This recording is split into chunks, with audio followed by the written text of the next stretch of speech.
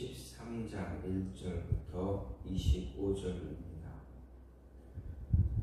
지혜로운 아들은 아비의 훈계를 들으나 거만한 자는 꾸지람을 즐겨 듣지 아니하느니라.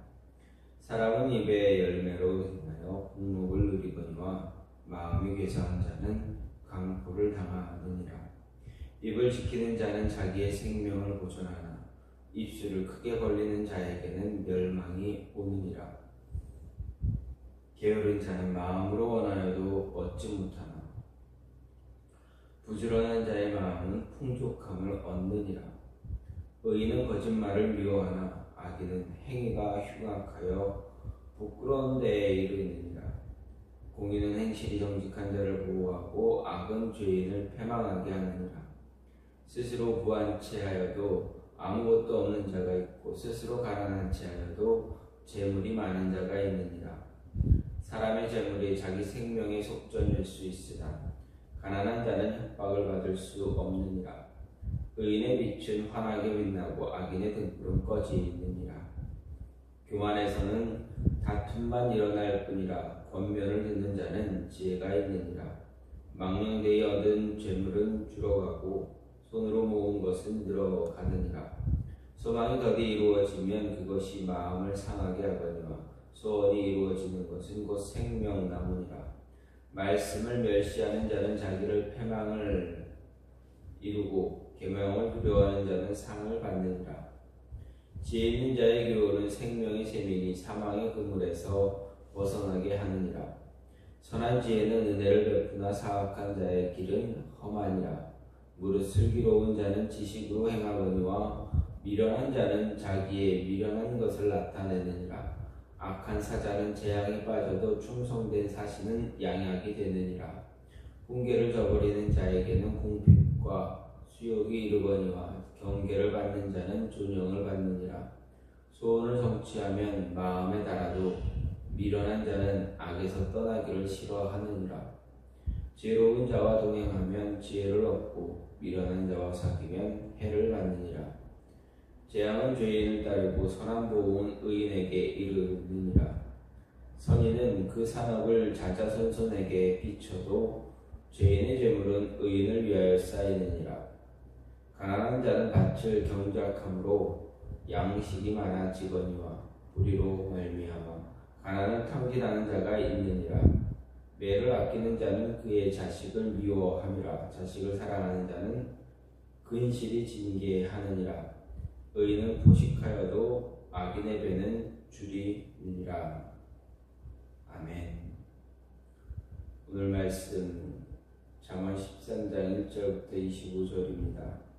오늘 말씀은 지금까지 계속된 내용의 반복과 같지만 분위기에 있어 약간 변화를 보여주고 있습니다. 다시 말해 지금까지 좀 격렬했던 어조에서 차분한 느낌을 전달하는 그러한 모습입니다.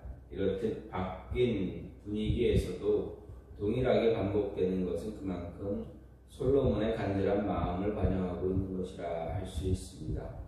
바른 언어를 사용하고 올바른 재물관을 갖는 것 중요한 문제입니다. 거기에 덧붙여서 지혜로운 자와 어리석은 자가 이웃에게 어떤 영향을 미치는지 그리고 그 영향이 어떤 결과를 갖게 하는지 오늘 말씀에서 알 수가 있습니다. 세상에 누구도 홀로 설 수 없고 홀로 살아갈 수도 없습니다. 사람들 모두 반드시 누군가의 영향을 받으면서 인격을 형성하게 되고 그것이 곧 그 사람의 생활 태도와 운명까지 결정하게 됩니다. 따라서 자신의 인생을 지혜롭고 거룩하게 이끌기 원하는 사람들 반드시 지혜로운 자를 가까이 하고 그로부터 거룩한 영향을 받아야 한다라는 것입니다. 특히 부모의 거룩함은 자녀들에게 지속적으로 영향을 미치는 것이기에 누구보다도 더 자신을 거룩한 영향력 아래에 두어야 하는 것입니다. 이렇게 지혜로운 자에 관해서 본문은 말씀을 이야기하는데 좀 이 지혜로운 자 자신을 어떻게 점검할 수가 있는가 볼 때 말의 능력과 권세를 바르게 알아야 한다라는 것입니다. 2절과 3절은 사람은 이브의 열매로 인하여 복록을 누리거니와 마음이 괴사한 자는 강포를 당한다. 입을 지키는 자는 그 생명을 보존하나 입술을 크게 벌리는 자에게는 멸망이 온다라고 이야기하고 있습니다. 이 구절의 원문을 살펴보면 2절의 경우 상반절은 선한 것을 먹는다라는 의미고 하반절은 포악함을 먹는다라는 말입니다. 즉 사람은 어떤 말을 하느냐에 따라서 결과적으로 그의 상당한 보응을 받게 될 것이다 라는 이야기입니다. 3절에서는 말을 어떻게 하느냐에 따라서 생명을 보존할 수 있고 멸망으로 나아갈 수 있다 말합니다. 여기서 말이 가지고 있는 놀라운 능력, 권세를 발견합니다. 즉 말은 우리에게 즐거움과 복과 생명을 가져다 줄 수도 있지만 동시에 포악함과 멸망을 가져다 주기도 한다라는 것입니다. 과거 어느 시골의 작은 성당에서 있었던 일화입니다. 티토라는 아이가 주일 미사를 듣다가 한눈을 팔아 제단의 포도주를 바닥에 쏟고 말았습니다. 화가 난 신부는 티토의 뺨을 때리면서 다시는 이곳에 오지 말라 소리 지릅니다. 그쯤 또 다른 성당에서 홀트 쉰이라는 아이가 주일 미사 가운데 비슷한 실수를 하게 되었습니다. 하지만 그곳의 신부는 그 아이를 사랑스러운 눈빛으로 바라보면서 너는 나중에 훌륭한 신부가 되겠다라고 용기를 주었습니다. 세월이 흘러 두 아이 모두 성인이 됩니다. 성당에서 쫓겨난 아이는 공산주의 국가인 유고슬라비아 대통령이 되어 독재자로 군림하며 많은 사람들에게 고통과 공포를 주기에 주었지만 또 다른 아이는 유명한 대주교가 되어서 사람들의 정신적 지주가 되었다라고 합니다.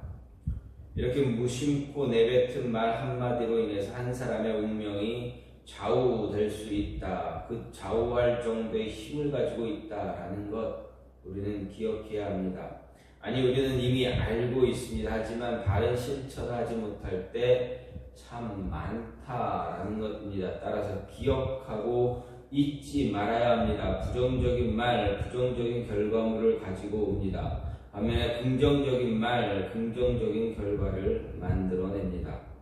말 한마디에 천냥빚을 갚는다라는 옛말이 있습니다. 말 한마디로 한 사람의 운명이 좌우될 수 있습니다. 그래서 죽고 사는 것이 혀의 권세에 달렸나니 혀를 쓰기 좋아하는 자는 그 열매를 먹는다라고 했습니다. 혀는 일만 악의 뿌리라고도 합니다. 지금까지 우리 말 한마디로 주변에 어떤 영향력을 주었는지 다시 기억해 볼 필요가 있다라는 것입니다.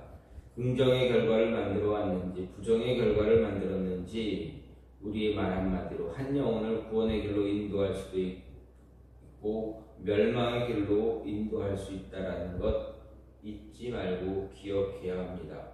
지혜로운 자는 자신이 하는 말로 스스로를 점검할 수가 있습니다. 지혜로운 자의 자기 점검은 지금 자신이 어떤 말을 하고 있는가 살펴보면 된다라는 것입니다. 또 한 가지는 무엇입니까? 정직함만이 참된 승리의 비결이다라는 것입니다. 6절에서 솔로몬은 의는 행실이 정직한 자를 보호하고 악은 죄인을 패망케 한다 말합니다.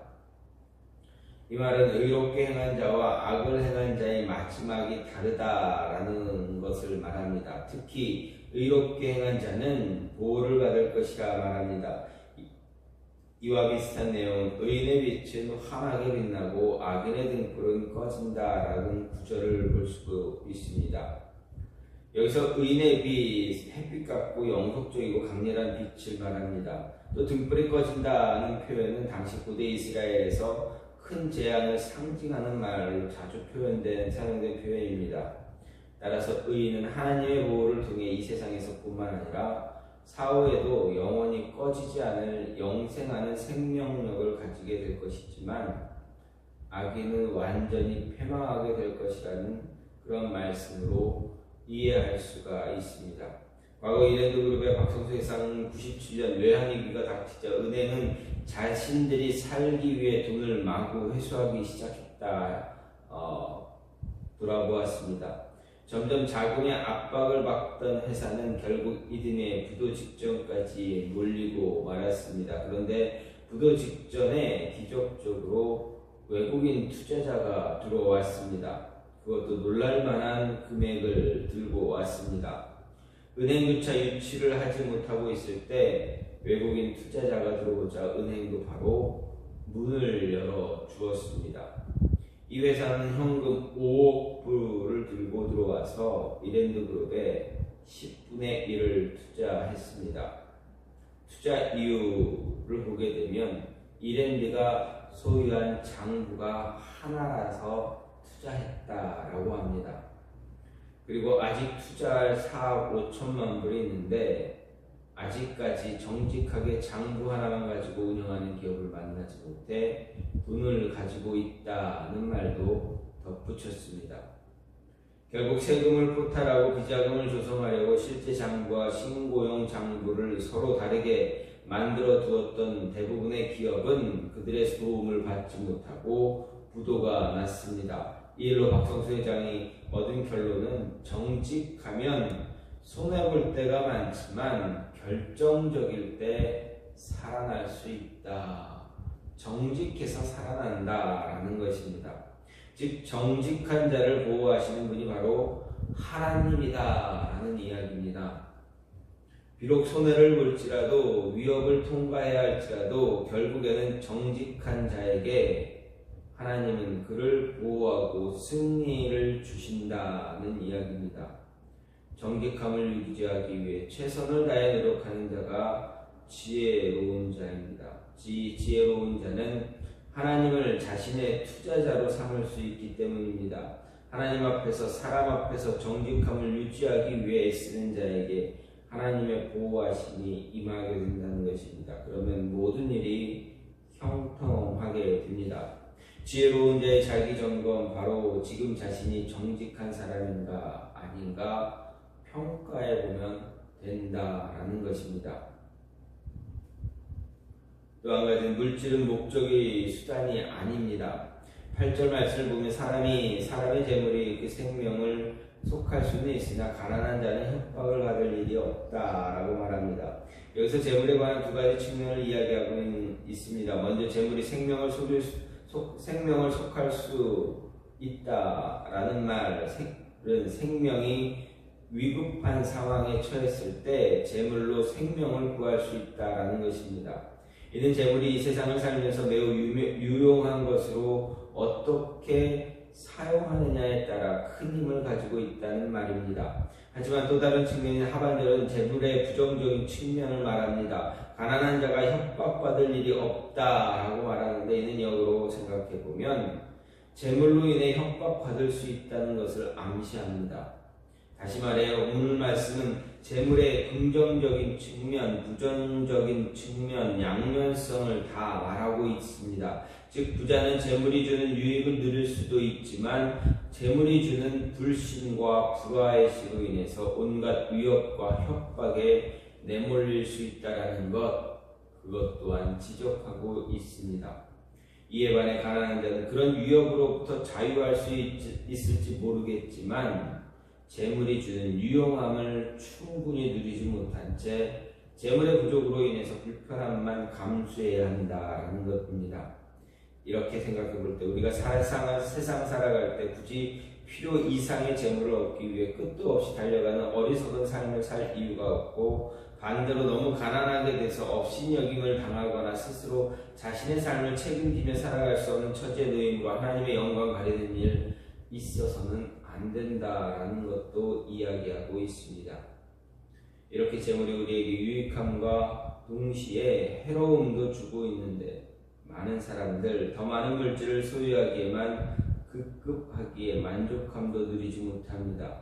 있으면 더 많은 것을 바랍니다. 그런 탐욕으로 인해 바른 신앙의 모습 유지하지 못합니다. 바울은 이런 탐욕을 바로 우상 숭배라고 말합니다. 돈과 물질을 하나님보다 더한 가치로 여기기 때문에 그렇습니다. 그래서 탐욕을 버리라 가르칩니다. 물질은 그 자체로는 우리 인생의 목적이 될 수 없음을 가르칩니다. 세상을 살아갈 때 유익함은 주지만 인생의 목적이 되어서는 안 된다라는 것입니다. 대부분의 사람들이 물질이 인생의 목적이 아니다 말하지만 그들의 삶을 들여다보면 물질에 의해서 그들의 삶이 좌우되고 있음을 볼 수가 있습니다. 물질은 우리의 인생에 있어서 그저 도구일 뿐이지 그 이상의 것이 되지 못한다는 것 잊지 말아야 한다라는 것입니다. 마지막으로 바른 교제와 동행이 우리의 길을 결정합니다. 20절 말씀을 보면 지혜로운 자와 동행하면 지혜를 얻고 미련한 자와 사귀면 해를 받는다 말합니다. 여기서 동행하다라는 말 단순히 길을 함께 걷다는 의미가 아닙니다. 깊은 교감 속에서 교제를 나눈다는 것을 말합니다. 그리고 인격적인 교제와 만남을 말합니다. 또 사귀다라는 말은 가축 등을 돌본다라는 의미로 특별히 어떤 대상에 대해서 관심을 갖고 주의 깊게 살피는 것을 가리킵니다. 이 역시 어떤 대상에게 적극적인 관심을 보이고 그 대상의 사고와 행위에 함께 적극적으로 동참하는 교제를 의미합니다.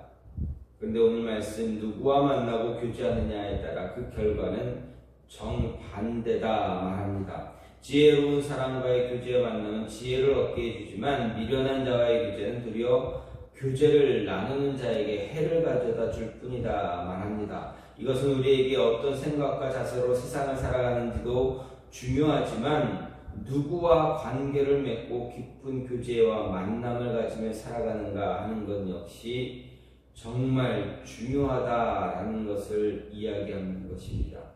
그래서 솔로몬은 만남에 대한 문제를 중요하게 다루고 특별히 남자와 여자의 만남, 친구와 친구의 만남이 인생에 미치는 영향력이 얼마나 큰가 언급하고 있습니다. 최고의 피아니스트를 꿈꾸는 한 소녀가 있었습니다. 그런데 그녀가 연주할 수 있는 것은 오직 젓가락 행진곡 뿐이었습니다. 그녀의 부모는 그녀가 피아노를 잘 칠 수 있도록 가르칠 훌륭한 피아니스트를 물색했고 결국 소녀는 유명한 피아니스트의 레슨을 받을 수 있는 기회를 얻게 되었습니다. 그런데 그 유명한 피아니스트 집을 방문한 소녀, 거실 중앙에 놓인 피아노를 보자마자 달려가 자신이 칠 수 있는 유일한 곡 젓가락 행진곡을 치기 시작했습니다. 너무도 초라하고 보잘것없는 연주였습니다. 하지만 그 소녀가 연주하는 젓가락 행진곡은 귀를 의심할 정도로 아름답게 연주되고 있었습니다. 왜냐하면 소녀의 옆으로 다가간 피아노의 대가가 그 연주에 맞춰서 연주를 시작했기 때문에 그렇습니다. 그저 뚱땅거리는 소리에 불과하던 젓가락 행진곡이 살아서 움직이는 곡이 되는 것은 바로 소녀의 곁에 앉아서 같이 건반을 두드린 피아니스트 덕택이었다라는 것입니다. 우리 삶도 동일합니다. 우리가 어떤 배우자를 만나고 친구를 만나고 지도자를 만나는가에 따라서 우리 인생은 보잘것없고 단조로운 인생이 될 수 있고 사람들이 눈을 의심할 정도로 아름답고 고귀한 인생이 될 수도 있다라는 것입니다. 그만큼 만남이라는 것은 모든 사람에게 너무도 중요한 것이다 라는 것입니다. 그렇기에 악한 자들, 믿지 않는 자들, 교만한 자들, 지혜롭지 못한 자들과 어떤 멍에도 함께 하지 말라라는 것입니다. 경건하고 지혜롭고 겸손한 자들과 더불어 모든 일을 도모함으로 인해서 그들과 더 가까이 하는 삶을 살아갈 때 진정한 축복을 누릴 수 있는 그런 모습이 있다라는 것 잊지 말아야 합니다. 지혜로운 자 자신을 잘 돌아볼 수 있어야 합니다. 어떻게 돌아봅니까? 내가 누구와 동행하는가 돌아보아야 합니다. 또 물질을 내가 목적이 아닌 목적으로 삼고 있느냐 아니면 물질을 하나의 내가 원하는 것, 내가 나에게 주신 비전을 이루기 위한 수단으로 사용되느냐 하는 것입니다. 그리고 정직한가, 말의 능력, 말을 조심하고 있는가, 이 모습을 돌아봄으로 인해서 내가 정말 지혜로운 자인가를 돌아볼 수 있는 모습이 저와 여러분 안에 있기를 간절히 소망합니다. 이 시간 같이 기도하기 원하는 것 하나님, 지혜로운 자 되길 원합니다.